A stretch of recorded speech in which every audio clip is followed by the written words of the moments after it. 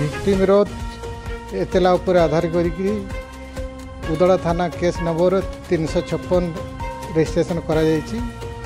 ଆଉ 5 ଜଣଙ୍କ ନାଁରେ କେସ୍ଟି ହେଇଛି।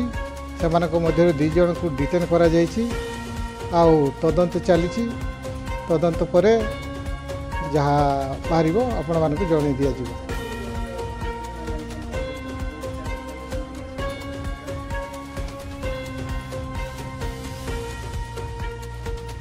ଭିକ୍ଟିମ୍ର ଏତଲା ଉପରେ ଆଧାର କରିକି ଉଦଳା ଥାନା କେସ୍ ନମ୍ବର 356 ରେଜିଷ୍ଟ୍ରେସନ୍ କରାଯାଇଛି।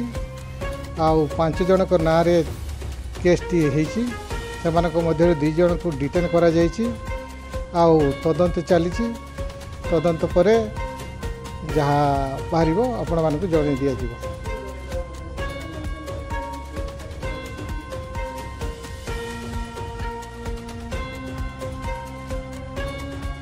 ଭିକ୍ଟିମ୍ର ଏତଲା ଉପରେ ଆଧାର କରିକି ଉଦଳା ଥାନା କେସ୍ ନମ୍ବର 356 ରେଜିଷ୍ଟ୍ରେସନ୍ କରାଯାଇଛି।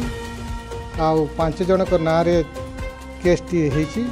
ସେମାନଙ୍କ ମଧ୍ୟରୁ 2 ଜଣଙ୍କୁ ଡିଟେନ୍ କରାଯାଇଛି। ଆଉ ତଦନ୍ତ ଚାଲିଛି। ତଦନ୍ତ ପରେ ଯାହା ବାହାରିବ ଆପଣମାନଙ୍କୁ ଜଣାଇ ଦିଆଯିବ।